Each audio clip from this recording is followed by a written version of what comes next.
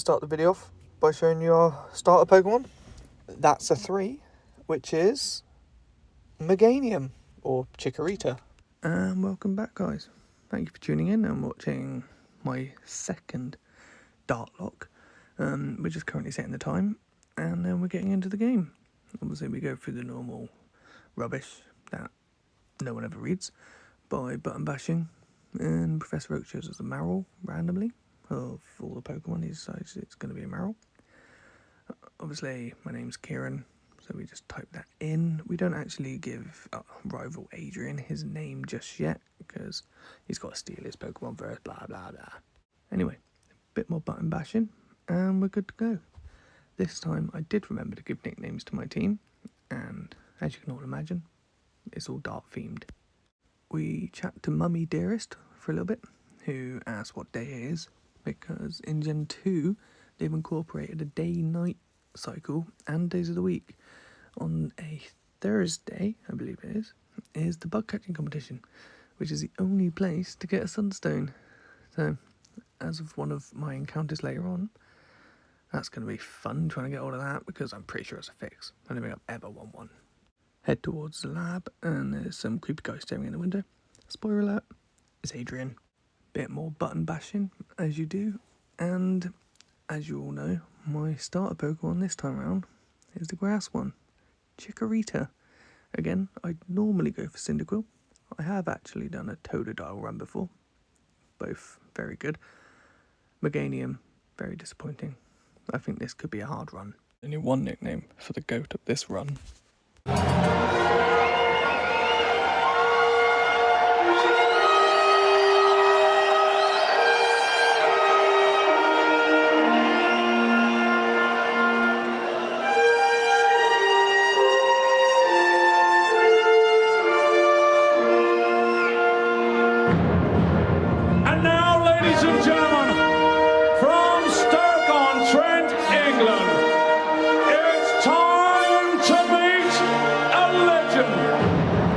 Ladies and gentlemen, dominating the world of darts for over 3 decades, the winner of over 100 televised finals, ladies and gentlemen, for the very final time, it's time to meet the record-breaking, history-making, 16-time, the champion of the world.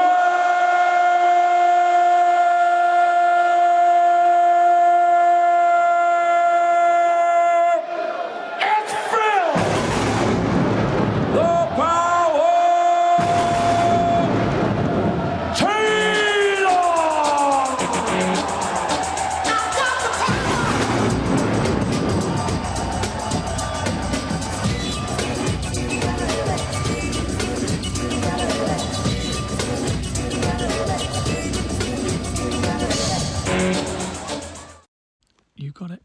Greatest dart player ever. Cool, that final walk-on for Phil still gives me goosebumps now. Comment below. Let me know if you think anyone else is ever going to challenge his record. I think I could probably guess at a couple of names that have been commented, but let me know what you think. So, with Phil by my side, and Professor Elm gives me his mobile number, we set out to find Mr. Pokemon. As I go to leave, one of Professor Elm's aides gives us a potion. It's going to be very helpful, I suppose. But we use this opportunity to do a bit of training on the way. We bump into a squirrel, and Phil Taylor just tackles it to death. It takes 3, but goodbye. We're not too worried, because, like I said, do a bit of training, because we've got the rival battle soon. And if we're underleveled, we may struggle. Squirrels come back for round 2, but Phil Taylor tackles it to death again. Our health drops low enough that it automatically activates the berry that comes with our starter Pokemon in Gen 2, which heals me straight back up. We finally make it to the next town, pop into the Pokemon Center for a quick heal.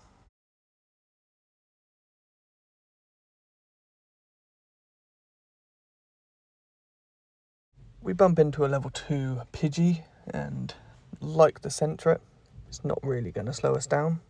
Phil Taylor takes a Pidgey down in 3 tackles, and then we move on.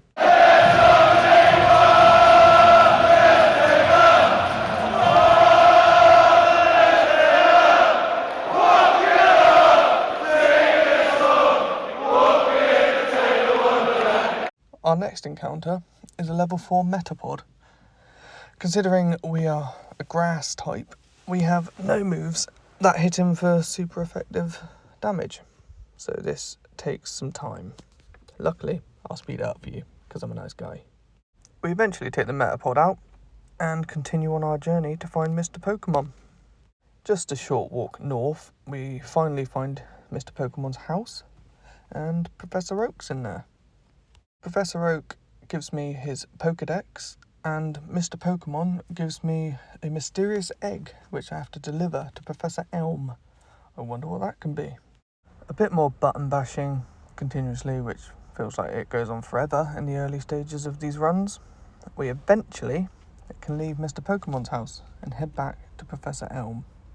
Oak leaves first, and then Mr. Pokémon heals my Pokémon. Just the one in this case. But it's very nice of him. As we exit his house, Professor Elm rings. He doesn't actually tell us what's wrong, so we have to find out later. We bump into another Metapod who only uses Harden, which so results in us having to continuously use Tackle to take it down, and it's very gradually becoming weaker and weaker. Once again, it eventually goes down and gives us enough XP that we level up to level 7. We run on a little bit more and bump into another Pidgey. Even with our gained level, it still takes us 3 tackles to take it out. With that Pidgey down, we gain another little bit of experience, and we run on a bit more to find another Pidgey. The early routes in all these playthroughs very quite tedious, but it's a means to an end. We take that Pidgey out, of which we now run into a Caterpie, something different for a change. Our tackle does a fair amount of damage, and with 2 it takes it down to under halfway, but with his use of string shot, it slows us down, but we get the kill with a critical hit. Thanks to the EXP granted from that Caterpie, we level up to level 8, where we learn Razor Leaf. Thankfully, that'll make these encounters a lot quicker, as shown by that battle with Pidgey, where one Razor Leaf almost takes out the level 4 in one hit. We run into a second Pidgey, and that first attempt must have been a crit because it now takes 3. It's typical. Anyway, with that defeated, we accidentally run into the mark, go into the Poke Center. We heal up Phil Taylor, ready for the rival encounter. The creepy peeping Tom actually broke into Professor Elm's lab whilst we weren't there and stole the Cyndaquil. I'm going to get him for that. Cyndaquil's definitely my favourite. But with a few tackles, we get the win. And with that win, we level up to level 9. Our rival runs off and we continue our way back to Professor Elm's lab. Certainly pleased to get that rival battle out of the way, but then sudden fear when I double check the level caps. And it's level 9. I have to proceed with extreme caution now, as my only Pokemon is at the level cap already. I head back to Professor Elm and the policeman and name my rival Adrian, as stated earlier, for obvious reasons. Professor Elm tells me to speak to my mum before I leave.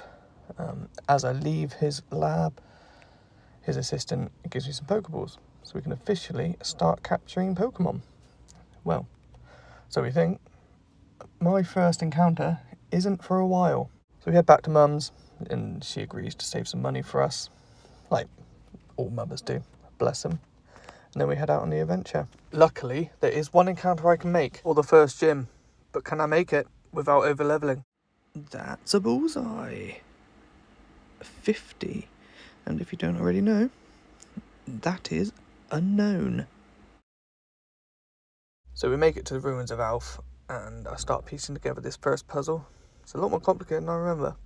Luckily, the one encounter that we had to battle on the way here didn't give me enough XP to level over 9. So we're going to have to train up the unknown to the point that it can take out the trainers in the gym before the gym leader. Wish me luck, guys. I think I'm going to need it. So, after a few short steps, we encounter the unknown. I reckon this is a K. What do you think?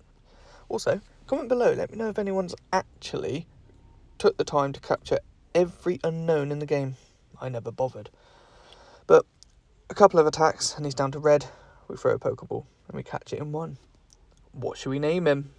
It's time to meet the Bullet Stephen Bunting!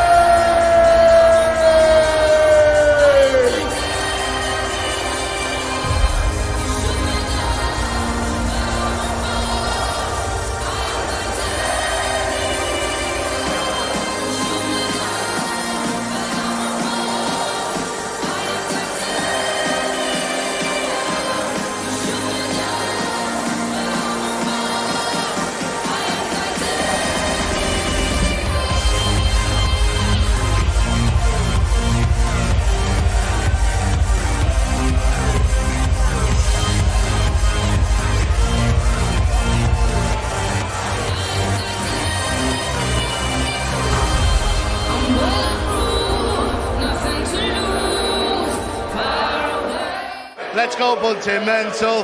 Let's go Bunting mental. Na na na na na na na. He's going to need to go Bunting mental just to give us a chance. We train up against Hoot Hoots and Rattatas because I believe at night time they're the only encounters we can have. Comment below if I'm wrong. I decided to train down here because they're a low enough level that a couple hidden powers will take them out fairly quickly. And there's a Pokemon Center just to the left of me. Once Stephen Bunting makes it to a high enough level, we go and take out the gym's trainers and we train him up to level 9. Then we take on Faulkner. I'm not expecting much from Stephen Bunting in this battle, but he's done his job. He's got us to Faulkner without over-leveling Phil Taylor. But then, not only did he save our run already, the first hidden power almost takes out the Pidgey in one. But here comes the Pidgeotto. And who knows.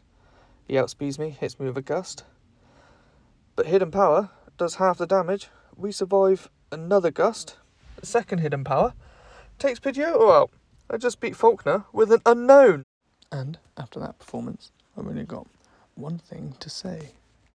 Let's go Bunting mental. Let's go Bunting mental. Na na na na. That was incredible. I certainly did not expect that. And he thoroughly deserves that shout out. What a legend. Who knows? He may be my Jigglypuff for Gen 2. I take some time to run around like a headless chicken to hatch the egg.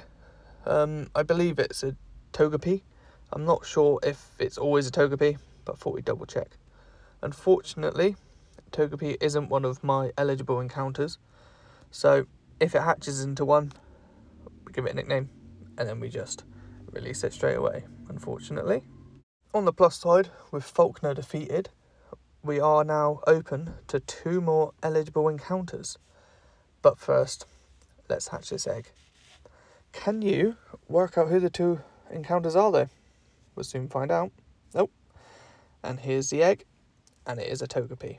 That's a shame. So we nickname him Nope, ! Because he's not eligible. And then we run down to the Poké Center, open up the computer, and release him. Goodbye. It was short-lived.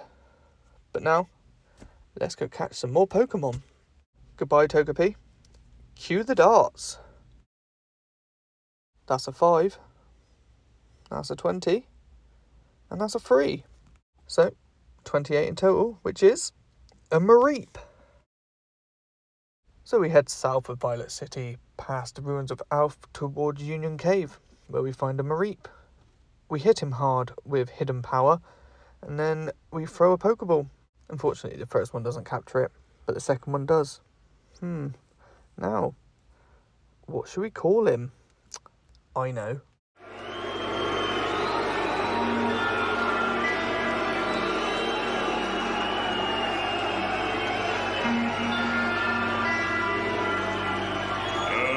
Ladies and gentlemen, from the Netherlands. his 16th World Championship and 6 World Championship finals. 148 PDC titles worldwide. He is the 3-time champion of the world,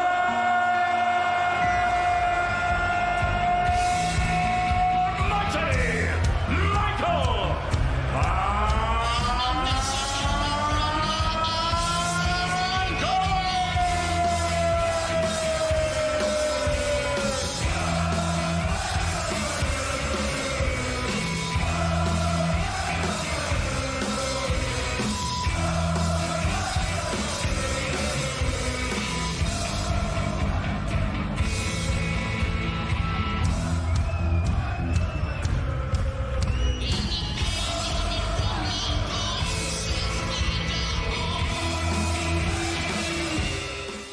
Michael Mighty Michael Van Gerwen, or MVG for short. I decide now's the time to go to Sprout Tower to train up MVG a bit. The next level cap is level 16. We got a bit of a jaunt between now and the gym, so I do have to be relatively careful as we've only got those 3 encounters so far on our team, but with a few tackles, MVG takes out the Bellsprouts. I do have to switch though when he brings out his second Bellsprout, and I think Stephen Bunting is the way forward with a few hidden powers. Shouldn't make too much hard work for himself, and he certainly doesn't. He takes out the Bellsprout in 1 and takes out the Hoot Hoot in 1. I've never really used an unknown, and to be fair, he's holding his ground. If the Bullet saw this, he should be proud. Nothing to mention from Union Cave, but Phil Taylor reaches level 16 and evolves into my favourite of his evolution line, Bayleaf. We continue through Slowpoke Well till we get to the Rocket Grunt at the end, who just has a single level 14 Coughing. We continue with Stephen Bunting to go Bunting Mental on it, and 4 hidden powers takes it out. We sustain a little bit of damage, but not enough to worry about because we're at the end now. We level up to level 13. With the Grunt defeated, Kurt's back makes a miraculous recovery. So with the Slowpoke well done, we head down to take on Bugsy. Bugsy's lead Pokemon is Metapod at level 14. We start with Phil Taylor, who does a fair amount of damage with Razor Leaf, but I decide to head for a Poison Powder to get a bit of residual damage every turn, which proved to be rather pointless as a critical hit Razor Leaf takes it out. In comes his Kakuna, so we decide to stick with Razor Leaf, which does very minimal damage considering. Bugsy goes for a Harden, which means we'll do even less damage. I try a Poison Powder, but Kakuna is immune to that, so I try a Tackle, which does a little bit more damage, but not enough to write home about. So I hard switch in Stephen Bunting on a String Shot, so I lose a bit of speed, which makes me slower, but Hidden Power takes out the Kakuna in 1. So now, here comes his ace, Cypher. He hits me with a surprisingly weak quick attack, and I get a critical hit Hidden Power. So he goes for Fury Cutter, and a second Hidden Power takes Cypher out, and that's Bugsy defeated. Stephen Bunting levels up to 17, but of course can't learn any other moves other than Hidden Power. With Bugsy defeated, we head to the Pokemon Center to heal our team up, and then we try to go west and we encounter our rival once more. Should be relatively straightforward again this time. So here goes nothing. Adrian opens a battle with a level 12 Ghastly, and I start with my MVG, Michael Van Gerwen, the Flaffy, level 16. 2 Thunder Shocks and Ghastly goes down. Very straightforward. Next up is his newly evolved Quilava. We trade Thunder Shocks and Embers. He also uses Leer once, but I get a lucky Paralysis, which then causes me to outspeed, whereas I didn't before, and MVG gets a second win on the bounce. Next up is his Zubat, who goes down to 1 Thunder Shock for a very quick win against Adrian. Michael Van Gerwen is a man in a hurry.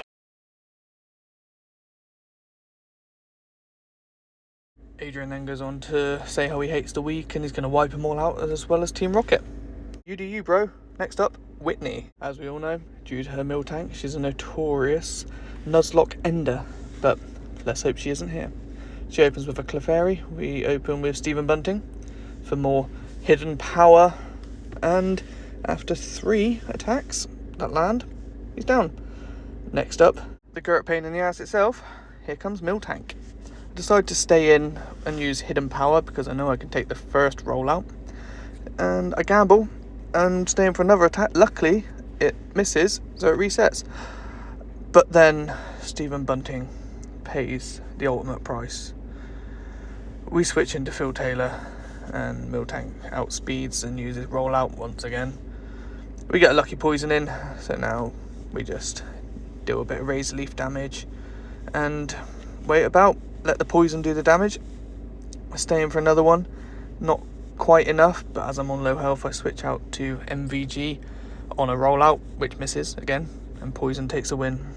But it's a tall cost because that unknown, he done well. He performed a lot better than I thought he would, and I'm not ashamed to say I'm gonna miss him. Anyway, we move on. See, she throws a little hissy fit, but after we attempt to leave and come back, blah blah blah, we get it. But after looking at the level cap for the next gym, my heart drops as I realise I've just over-leveled my entire team for that one gym battle. With no more encounters, and obviously having to defeat Whitney with an over-leveled team, I have no other choice but to restart my run. So, attempt 2 is nigh, and we'll flick through it all. But this time, we do make another encounter. For some reason, and I didn't realise, I was playing at night time, whereas after taking the night to sleep it off, all my anger, because I was fuming, we start again fresh in the morning. This time it's daytime, which actually brings in an encounter I didn't quite realise I'd missed on the first playthrough. Wait and see what it is. Nothing overly exceptional, but certainly makes up the difference. For now, I'm going to use the same nicknames and the same encounters, other than that new one. Here we go. The power Taylor! I've skipped over all the boring stuff for you this time round, but I was well aware of the level cap this time, so I didn't train Phil Taylor as high as I did the first time round. Hopefully that won't be so nerve-wracking. For the first gym, as you can see, I'm a couple levels lower than the first time round, so I do occasionally learn from my mistakes. Thanks to that berry hill then, we still managed to get the win over our rival in the first battle. So, as usual, he storms off. We go to our first encounter, which is, once again, the unknown that we are calling Stephen Bunting, because he was brilliant. This is the first gym battle. As you can see, once again, he claims the win. Bit more touchy this time round, but we get there. Now, this time with Faulkner defeated, we now have 2 eligible encounters. The first one is MVG, the Mareep. The second one, well, let's find out. Well, that's a 20. Just sneaks in behind us an 18. That's 38. And that is a Jumpluff. And here he is. We use MVG as he's our lowest leveled Pokemon now to deal some damage. And he gets them down nice and low. But we forget that he has Synthesis, which is able to heal himself. But once he's in the red, 1 Pokeball and he's caught. Now, what to call this youngster? Absolute! The new!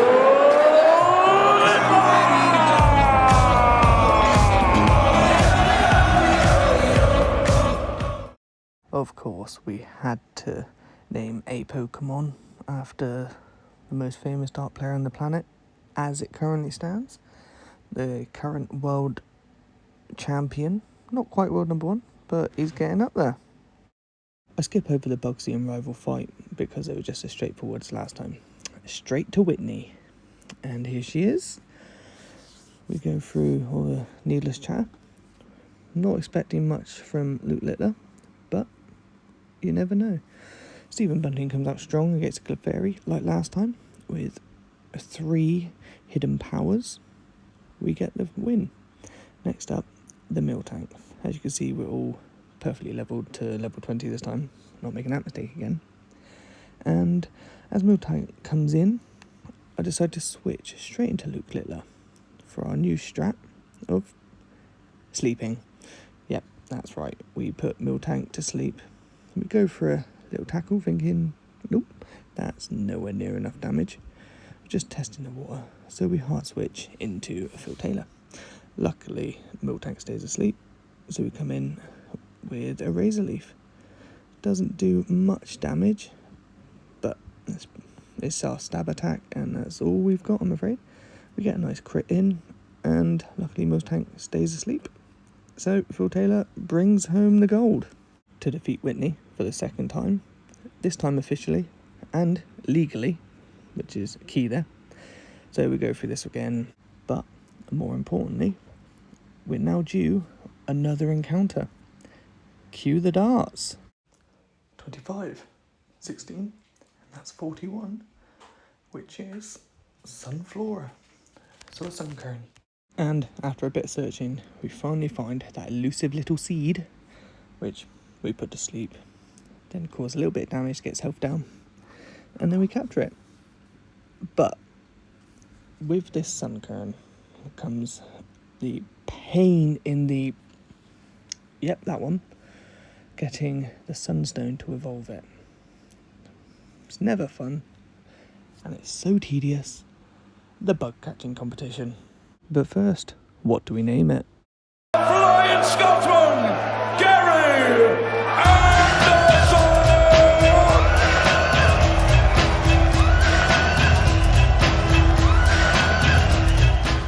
Oh yes, that's right.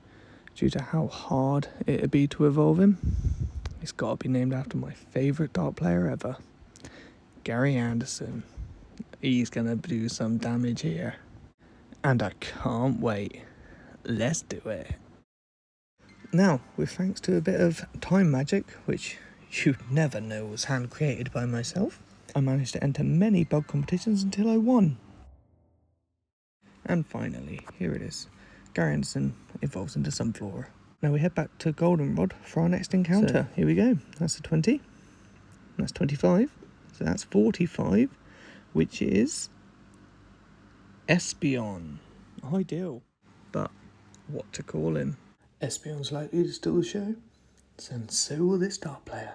Ladies and gentlemen, here's a 2-time Scotland World Cup champion, the winner of 48 PDC titles worldwide, taking part in his 16th World Championship, the winner of 2 European Championships, a World Match Play champion.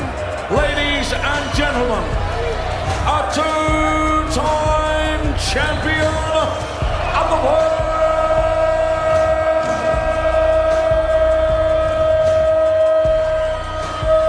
Let's get this party started.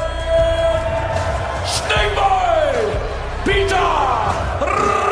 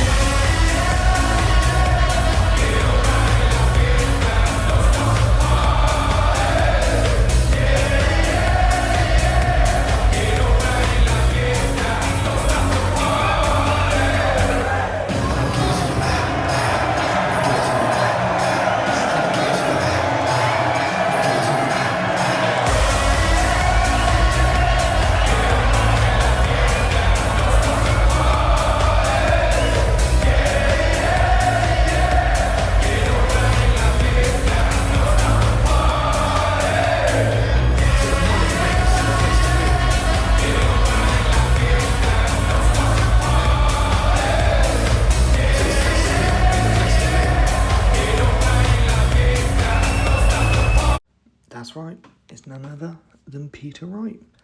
So thank you, Bill, for my Eevee. He will be well looked after and will be a vital member of my team when he becomes the Espeon. So now, with Eevee on our side and our newly evolved Sunflora, we head north to Equitique City to take on the Kimono Girls. First up is the Flareon. So we are switch into MVG, but with 3 Thunder Shocks, 2 of which are critical hits, the Flareon goes down. So, with the first Kimono Girl out of our way, we go over to the second, and we take a quick glimpse into our future. That's right, you guessed it, Espeon. So, we go over and we speak to Kimono Girl Sayo, let me know if I mispronounced that, and we send out Gary Anderson. Espeon starts with Confusion, which hits relatively soft, and we hit with our Mega Drain, which does a considerable amount more damage, but 3 Mega Drains, and Espeon's down into the red. He keeps using Confusion, and then we just swap to a soft Absorb to take it out.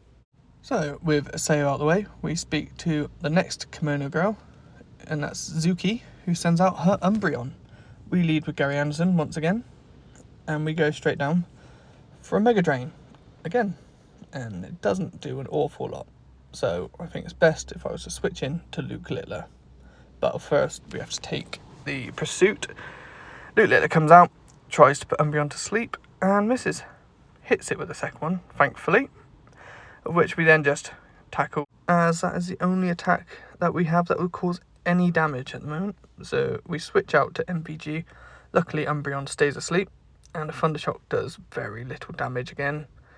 So we stick to him with Thunder Shocks because he's asleep, and that's it. We keep Thunder Shocking him until he goes down. Luckily he stays asleep the whole time because that could have got messy otherwise. But that's Zuki defeated. We receive another phone call from my mum. They come untimely all the time. Next up, Kimono Girl Kuni with her Vaporeon. So as you can imagine, this will be very straightforward. It's a little bit faster, but with Mega Drain being stab and super effective, it does a lot more damage. Surprisingly not as much as you'd imagine, but 2 of them take it down into red, and the third one takes it out. So with that down, that just leaves 1 more Kimono Girl, and the last evolution, which is Jolteon, obviously, and this is Kimono Girl Miki. I stick with Gary Anderson and use another Mega Drain on a very soft tackle. So once again, we're gaining more HP than what we're actually taking, and with 3 Mega Drains, the Jolteon goes down. So that's all 5 of the Kimono Girls and all 5 of their evolutions defeated. We now go down and speak to the old dude, who's going to give us the HM for Surf. But before that, unfortunately, we have to go defeat Morty, the Ghost Gym Leader, in order for us to be able to use Surf outside of battles. So here he is, and it could be a little challenging, but we'll just have to wait and see what happens. I've trained my team up to the level cap of 25, and with a bit of hope that'll help. He starts with his Ghastly, and I start with Phil the Power Tailor. I think my best bet would be to come out the blocks running, so I hit him with my Razor Leaf. The first one does about 1/3, and he uses Lick, which does very little damage, so I think 2 more would kill it. But after the second one, he uses Curse, killing himself. Next up is his Haunter, but due to the Curse, I hard switch out to Stephen Bunting. On a Hypnosis, which is annoying, it means obviously I can't attack, but we stay in. Haunter then uses Curse again, so I decide it's best to switch out from Stephen Bunting into Phil Taylor again. The Haunter uses Nightshade again, which does damage equal to the user's level, but I hit him with my Razor Leaf, which does a fair amount of damage. Luckily, he keeps trying to use Hypnosis, which is ineffective against my Meganium, so Meganium comes in for the win. Now with Haunter down, in comes Morty's Ace, his Gengar.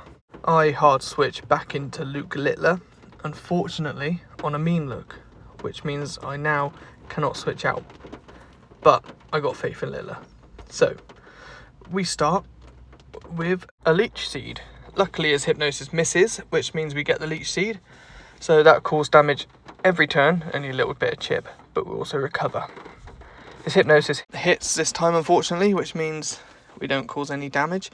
And he proceeds to use Dream Eater, which causes massive damage and heals him as well, which isn't looking good for Littler. I forget about the mean look and try to switch, but to no avail, and the next Dream Eater takes him out. And that doesn't happen very often, but The first time Luke Littler's lost. so we switch into Gary Anderson, who unfortunately gets hit by the hypnosis as well, which causes us to miss. Dream Eater does massive damage again, and we just stay asleep. Leech Seed is still active, which keeps us in, and then we wake up and we hit him for a very soft Mega Drain. So I decide it's best for us to switch back out to MVG. Shadow Ball hits me for almost half, and Gengar continues with the hypnosis. Luckily, it's not effective on MVG, and with a handful of Thunder Shocks and the Leech Seed chip every turn, Gengar eventually goes down. In comes a Haunter, who hits me with Mean Look, so once again I cannot switch out. Then goes for Nightshade, which hits for 23, as per his level, but a few Thunder Shocks gets the better of him, and that's Morty defeated, with just the one loss. I'll take that all day long. With Morty defeated, I decide to go up to the Burnt Tower to engage in the rival battle against Adrian. I open the battle with Phil Taylor, and Adrian starts with, once again, a Haunter. I choose to attack with Razor Leaf, which does not an awful lot, but Haunter goes for a lick. Then a Mean Look, but we've used 3 Razor Leafs, and Haunter takes himself out using a curse. Very strange move. In comes a Zubat, so I hard switch out to MVG on a Confuse Ray. I decide, obviously with the flying attribute, it'd be best to use Thunder Shock, and after taking a couple hits from Confusion, he goes down in 2. In comes the annoying little Magnemite against MVG, so I switch out to Peter Wright, who's currently still an Eevee, because apparently I haven't got friendly enough yet. I go for the Sand Attack, hoping it'll get a few accuracy drops, because his Sonic Boom always hits for 20. So I know I can take up to 3 of them. And I decided I'm going to use Quick Attack, which does absolutely nothing. But since I can't take another Sonic Boom, I hard switch out with Gary Anderson. And on a missed Sonic Boom, Magnemite then goes for Supersonic, which luckily did not affect Gary. I then go for continuous Mega Drains whilst the next Supersonic connects, but it's too late for Magnemite. Out comes Adrian's final Pokemon, Quilava. Not really sure who to switch to, so I hard switch to Stephen Bunting on a couple of Embers. Hidden Power does massive damage, so 2 of those takes him out. Big up, Stephen Bunting. Let's go Bunting Mental. Let's go Bunting Mental. Na na na na. So with a hard-fought battle over Morty defeated, I treat myself to my next and final encounter. That's a 5, a treble 5, and a 12. That's 32. And 32 is a Marill. Shit me, was that a hard encounter to find.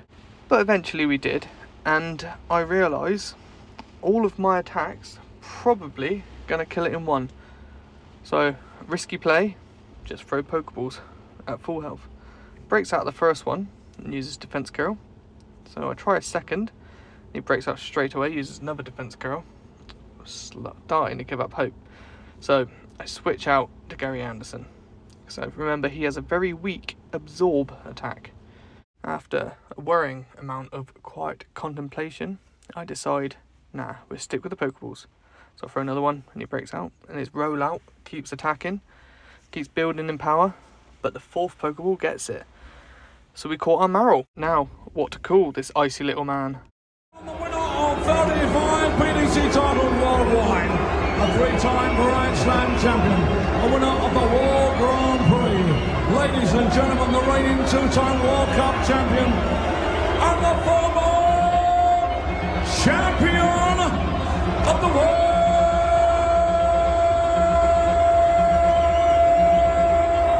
The Iceman, Godwin.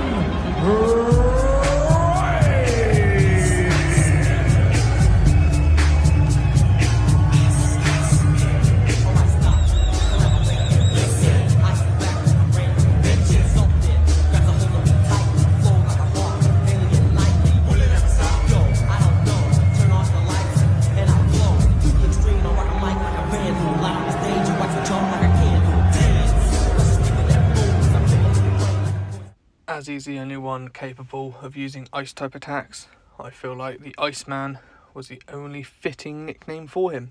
So, welcome aboard, Go in Price. I'm sure you'll be key. So now we can use surf outside of battle. We surf down to Cyanwood City to get the secret potion and to battle the gym leader Chuck. He starts with his level 27 primate, and we start with our newly acquired Go in Price. We start with a defense curl to double the initial attack of rollout. But even with the defense curl, it does very little damage. The second rollout does nothing. We get hit by an untimely critical hit, and luckily we miss, allowing us to switch out to Gary Anderson. Gary comes in with a Mega Drain, which does very little once again, but we keep using it, and it's just keeping us in it. And then Primate goes down. Next up is his level 30 Poliwrath. We're a bit out leveled here, but we've got the type advantage. So go for a Mega Drain, which does very little, but heals us almost back to full. He misses 2 dynamic punches, and then lands and takes Gary Anderson out in 1 from full health. Didn't think that was ever going to happen despite the level difference. So we come in with MVG with a Thunder Shock, gets a paralysis, and the second one takes him out for the win. But we have lost Gary Anderson, and that could be very costly further down the road. With Chuck defeated, we step outside the gym, receive the HM for Fly. We give Jasmine and the Ampharos the secret potion, but decide we're going to take a quick trip up to Mahogany Town and head north to the Lake of Rage to battle the Red Gyarados. Fortunately, Gyarados is not one of my encounters, so we have to take it out. A few Thunder Shocks from MVG, but he takes too much damage, so we hard switch out to Phil Taylor, and Razor Leaf does very little damage too, with his Dragon Rage hits for 40 every time.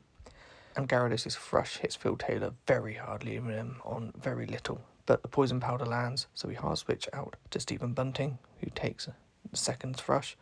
But as we switch out to Peter Wright, the Poison Powder takes him very low, and then he takes out the Gyarados with a quick attack. Peter Wright takes out the big fish. Him for the fish.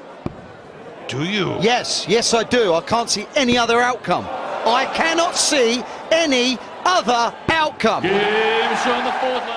We head back down to Mahogany Town into the little shop where Lance basically the Dragonite commit murder. So after infiltrating Team Rocket's secret hideout again, we come up against their executive. We start with Stephen Bunting, and he starts with his Zubat. Hidden Power takes Zubat out in 1. We are 5 levels ahead of it, but that's still a bit of a shock to me. Anyway, Zubat goes down. Next in, Raticate. We stay in and use Hidden Power, as usual. We get a lucky Hyper Fang miss, and Hidden Power does about a third, so might as well stick in with Stephen Bunting. And 3 Hidden Powers takes Raticate down. Next up, Coughing. And Hidden Power does about the same amount of damage, but his tackle does nothing, really. So we stay in, and once again, I choose to stay in with Stephen Bunting with Hidden Power. We get a lucky critical hit right at the end of it, and Coughing goes down. Now, our next encounter. So, this is a single dart visit, and that's a 19. And, for those of you who don't know, that is a Chinchou. It took a few attempts to fish him up. We eventually found him. I start with Peter Wright, and I go for a very heavy tackle, leaving him on just over 1/3 HP. I think that's enough for me to capture it. So, he breaks out the first Pokeball, but the second Pokeball, and we get him. Now, what should we call him? I know.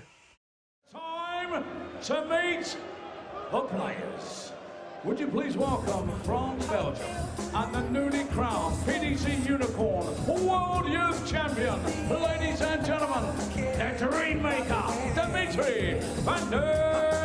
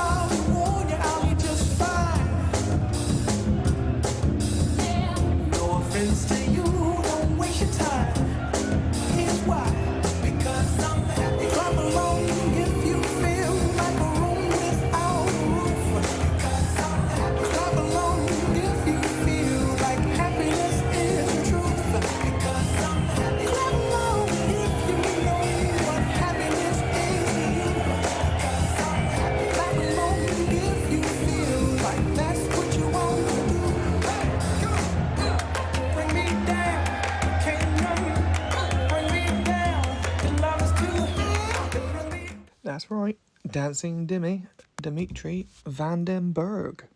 Looking back, I realise I spelled his name wrong. Anyway, our last encounter. Here we go. That's a 5. That's a 1. And that's a 20. 26. And that is a Natu, a very needed flying type. And here's the encounter at the Ruins of Alf. Find him, level 24. So, we have a quick look, and I realise I'm probably too powerful, too high level to attack it. It's just throw an Ultra Ball. Luckily we catch it in 1. But what to call him? Of course I couldn't do a darts playthrough without mentioning this legend of the game. Welcome from London, the crafty Cockney, Eric Bristow!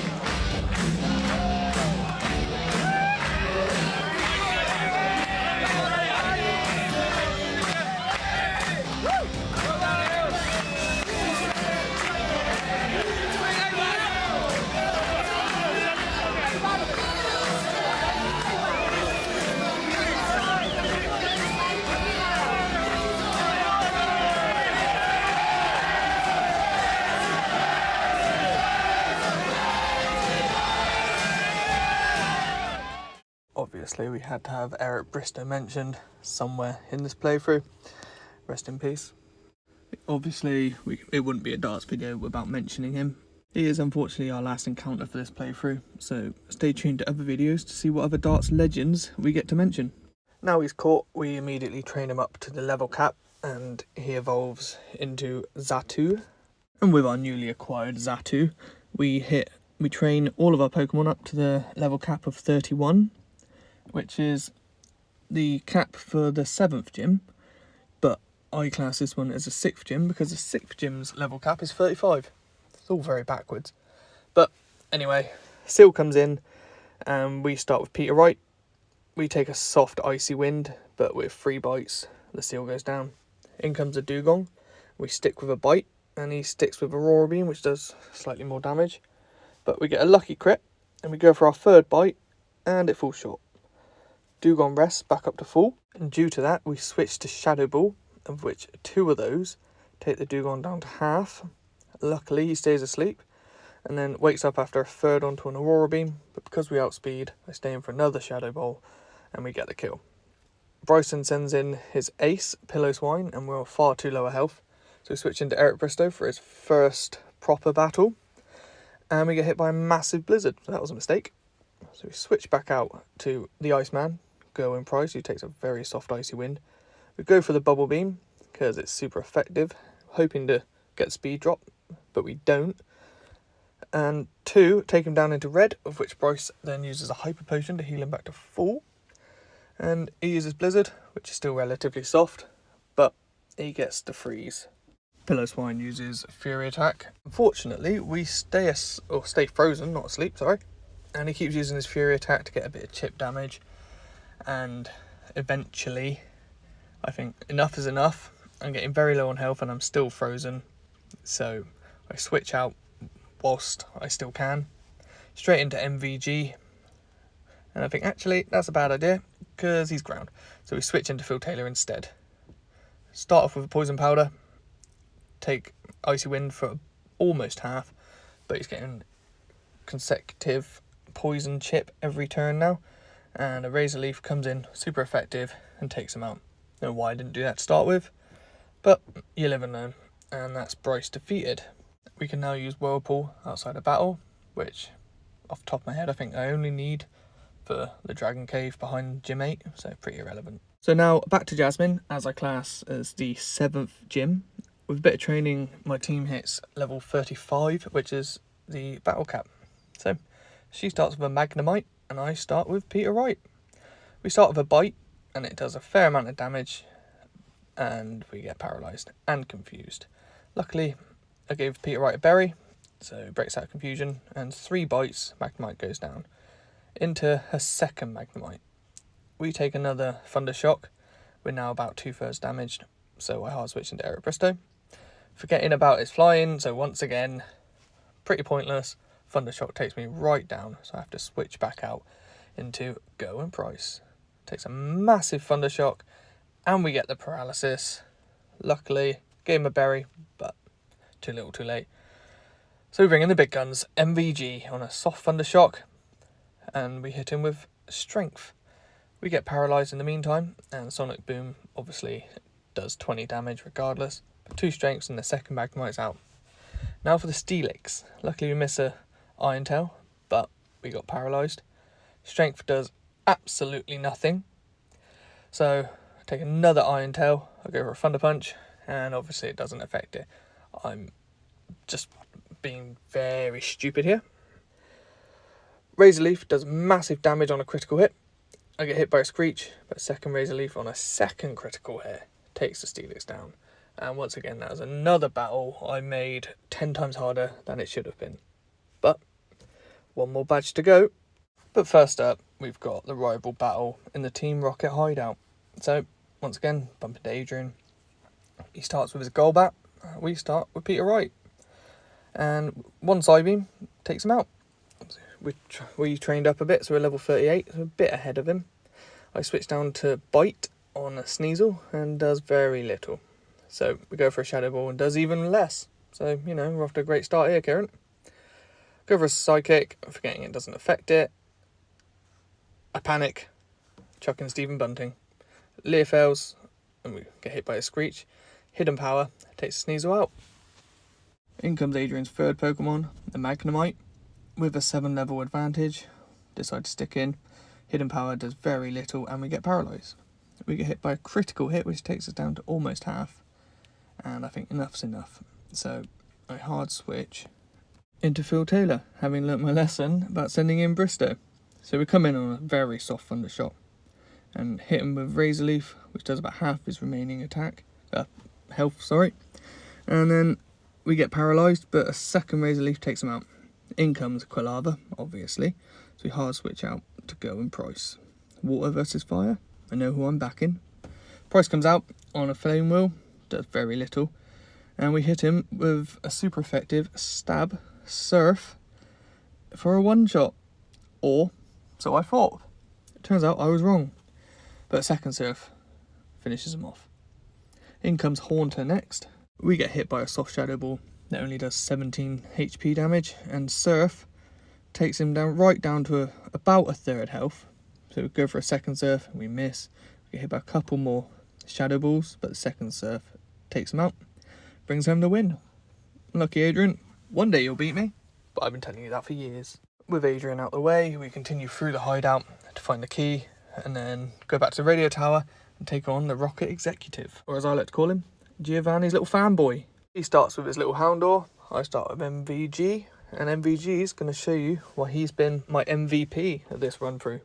Fuck me, I sound like a nerd. Anyway, Thunder Punch takes him out in 1, another Thunder Punch takes the Coughing out in 1, now here comes a Houndoom, hit by a Soft Ember, but he goes down to 2 Thunder Punches, and we lose about half health, so it's nothing. But that's Team Rocket done, and he can go crying into his little wank pillow. And we receive the Rainbow Wing. So, change of plan, I think, just for fun of it, let's go kill that legendary bird. I actually forgot how annoying that tower was with all those jumping little damn platforms, but we got there eventually, and here's Ho-Oh. Obviously we leave with MVG, which I forgot to heal up after that battle, but even with 3 levels behind, I plan on taking full advantage of this flying type. 2 Thunder Punches takes him down to very low. Luckily we miss a Sacred Fire, but then we take him out. Just as quick and simple as you planned. So here's Claire. So she starts with her Dragonair. I remember to heal this time, and we start with MVG. We're 2 levels ahead, and Thunder Punch does about a third. So we stick in, using a Thunder Punch, and she missed another Thunder Wave. So we got through that without being penalised at all. In comes a second Dragonair, so we stick with Thunder Punch. Does just as much damage, but this time we do get paralysed. Dragon Breath does very little, but the second Thunder Punch, and he's down. Third Thunder Punch takes him out. Nice and easy, isn't it? So, here comes a third Dragonair who uses Ice Beam, takes us down to about half health. Once again, 2 of those takes it down very far. And we survive another Ice Beam, 3 Thunder Punches, and Dragonair's down. Now for Kingdra, which don't want to take the risk on that because I can't remember what attacks he has. So Meganium comes in on a Surf, which was a crit. Still surprisingly, does a lot of health. It's about halfway, and Razor Leaf does very, very little. We get the accuracy drop. Luckily we hit the Poison Powder, so now we got hit by a massive Hyper Beam. Without thinking, I switch in to Stephen Bunting on a recharge. Could have got another attack, but they take the chip, he misses another Hyper Beam, and Hidden Power does very little. Luckily, misses again. Hidden Power and Poison damage takes him down to healing range, unfortunately. But we get hit by a massive Hyper Beam, leaving Stephen Bunting on 1 HP. This time I remember the recharge turn, so we stay in for another attack. Not needing or wanting to sack anyone, we hard switch out to Go and Price. The Iceman on once again another Hyper Beam, which doesn't do even half, but they've got a recharge. So we go in on the recharge turn with a Bubble Beam, poison damage, but the Bubble Beam does absolutely nothing. Don't want to risk the crit, so we hard switch out to Peter Wright on a Surf, but the poison damage takes him out.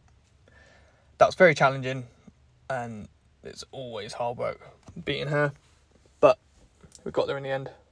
And I decide I'm not going to learn Double Edge in a playthrough where when a Pokemon dies, it's gone forever. Recoil damages just don't sit right with me. It's too big a cost. Anyway, after the battle, she decides I'm still not worthy, so we've got to do this self-righteous little princess's task to go through the Dragon Shrine, killing all the Magikarp and Dratinis, which does me in because I love a Dratini, love a Dragonite, but once again on this playthrough, we did not get the numbers. Bloody darts. Anyway, we get the Dragon Fang, she comes and finds us, accepts it, gives us a badge, blah, blah, blah.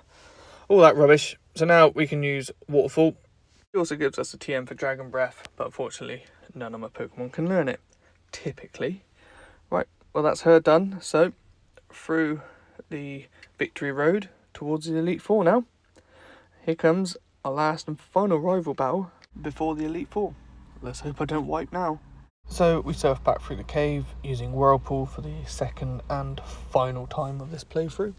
And as we get out of the cave, we have a phone call from Professor Elm saying that he has something for me and asks if I can swing by the lab and come and collect it. So obviously, that's what we do.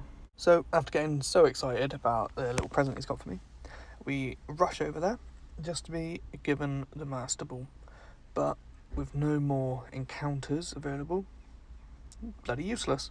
So we get on with the Elite Four. But first, we've got to make it through Victory Road and the rival battle. Here goes. So, here we are. We find Adrian, or he finds us. And after chatting rubbish, he starts the battle. He opens the battle this time with his Sneasel. So we start with a half health to Go and Price. He hits us for a very weak feint attack. We hit him with Surf, which does almost half. So I start the rollout. Super effective. And after 2, he falls. Next up is his Magneton, which is a little bit scary due to the fact that I'm stuck in with rollout. Misses the couple of Thunder Waves, but eventually rollout comes in clutch for the win. Next up is Golbat, but due to the half health and the paralysis, I decide to hard switch into MVG on a Confuse Ray. MVG then takes a very soft bite and breaks through the confusion to land a Thunder Punch, which takes him out in 1 as it's super effective. Next in comes Haunter, so I hard switch out to Eric Bristow, who's itching for a key fight. He comes in on a hard Shadow Ball which deals just under half health. We avoid a Confuse Ray and take to the skies with Fly. Fly hits and deals massive damage. We survive a second Shadow Ball, but then decide we're going to switch into Peter Wright on a Shadow Ball, which again deals just under half, but Psybeam, super effective, takes the Haunter out. Now for Kadabra, but being 5 levels higher, 1 Shadow Ball is all Peter Wright needs to take the Kadabra down. And now for the beast himself, Typhlosion. Not sure what to expect, so we hard switch into go in price, anticipating a fire attack. But it was only a smoke screen, and it fails to land anyway. So we get hit by the smoke screen, and we get fully paralysed, where we get hit by a second smoke screen, but the surf lands and deals half damage. We take a very soft flame wheel and get fully paralysed. Another soft flame wheel, and the second surf lands and takes Typhlosion out. And that's Adrian defeated again. Now for the Elite Four. So no messing about. We heal our Pokemon and then go straight for it. Here goes nothing. And first up is Will, and he specialises in Psychic type Pokemon, I believe. So we start with Peter Wright. All my team are leveled up to level 47, which is the level of Kieran's ace, Houndoom. Anyway, back to this fight. Peter Wright takes out the first Xatu, so taking no damage, except for a bit of confusion. We stick in.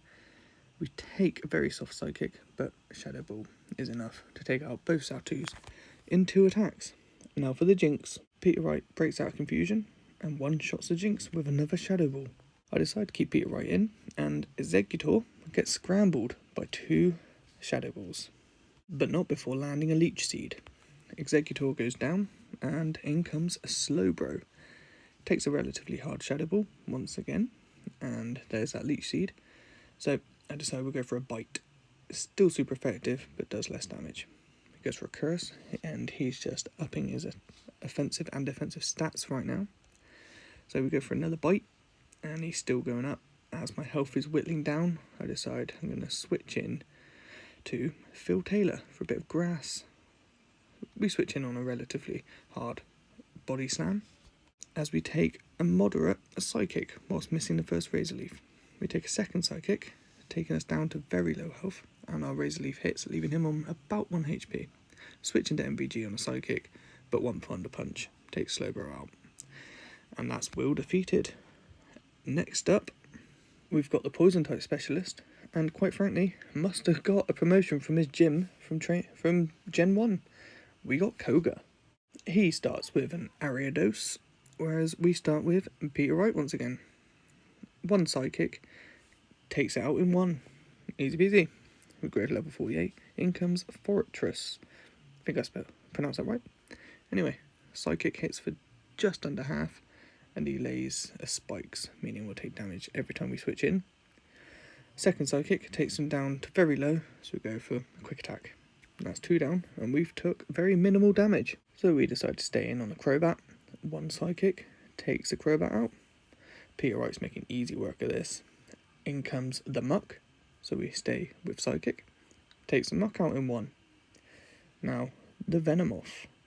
Psychic takes it out in 1, thanks to a super effective critical hit. And that's Koga defeated.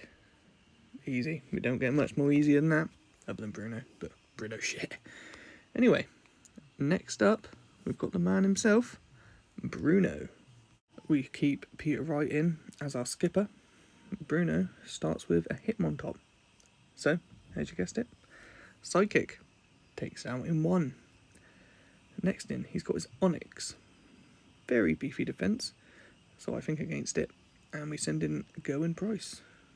Hit him with a couple of Surfs. We come in on a Sandstorm, so we take chip damage every turn. But a Surf takes the Onyx out in 1, thanks to a super effective critical hit, Stab. Next in, Hitmonchan. So, once again, we switch back to our skipper, Peter Wright, who comes in on a Thunder Punch. Does very little. In actual fact, the Sandstorm damage does more. Mach Punch, so he gets the first hit, but can't survive a Psychic. Thanks to the Sandstorm chip every turn, we're starting to take a lot of damage, but we decide to stay in on the Machamp, because I believe a psychic would take him out, and it does. And we stay in on the Hitmonlee for another psychic to take it out in one. Due to not using any guides or anything, this is all guesswork. So, next up, Kieran and her Dark-type Pokemon. Now this will be a challenge. First up is Umbreon, who just spams Sand Attack, but we land all 3 Thunder Punches to take it out. Take out the stupid, rubbish version of Peter Wright. Unlucky. Next up is Vileplume, who I wouldn't have said was a Dark-type, but hey ho, what do I know? I hard switch into Eric Bristow on a Stun Spore, which lands, and in my Infinite Wisdom, I go for a Fly. We take a very soft Petal Dance, which confuses Vileplume, and of course we get paralysed on the attack. So, Vileplume keeps using Petal Dance, we go for another Fly, and this time it hits, and almost takes out in one. This time I learned from my mistake, go for a Peck, but he uses Moonlight to heal half his health. But he goes for a Petal Dance, and I get fully paralysed again. Luckily, he goes for the Petal Dance, and the second Peck finally connects and takes it out. In comes Murkrow, so I hard switch into MVG on a Feint Attack, which does next to nothing really. So we take a second one, but a Thunder Punch takes Murkrow out. Next up is Gengar. We decide to stay in with MVG, go for a Thunder Punch, but Gengar uses Curse to half his own HP, and then Thunder Punch takes it out. Because of the Curse, it's got to be safe to switch out into Going Price, which I'd have done anyway for Houndoom. We take a very soft Flamethrower, and we go for Surf, obviously. Don't know why I even questioned that then. We take out half of its health. We get hit by a very hard Crunch, just hanging in there on 2 HP. But a second Surf, which crits, takes a Houndoom out, and that's Kieran defeated. Now, Lance. We're a few levels under his Ace Dragonite, but got to beat him. Got to take him out eventually, haven't we? So, here he is. In regards to the level cap, as long as we're at the level cap or below at the start of battle, then it doesn't matter if we over level it during. It's the start that matters. Anyway, it starts with a Gyarados, and I start with Phil Taylor. He goes for a Hyper Beam, and I go for a Solar Beam. He must recharge, whereas I don't have to, because I wait in the first turn. Phil Taylor outspeeds the Gyarados, so we hit him for a ridiculously soft Razor Leaf as Gyarados uses Rain Dance. Gyarados now uses Hyper Beam, which hits massively, but due to the recharge, we can get 2 more Razor Leafs in to take it out. In comes Lance's first Dragonite, so we switch out to Stephen Bunting on a Blizzard, which he survives. I was expecting to have to sack him there, unfortunately, but I don't want to take the hit on anyone else, so we stay in with Stephen Bunting, and he inevitably falls to a Hyper Beam. But he does almost half damage, so we switch into Going Price, who with the newly taught Icy Wind, to reduce his speed, and whilst he's recharging, get a couple of hits in. So first Dragonite falls. Second Dragonite, again, takes Icy Wind, and it works out about 3 hits to take him out. And he's now slower, which means he used Thunder Wave twice, and they both missed. Going Price comes out unscathed. No, we don't want to learn Rain Dance. Here comes his ace, level 50 Dragonite. So we use, once again, Icy Wind, repeatedly. We're now faster after the speed fall. Outrage comes out.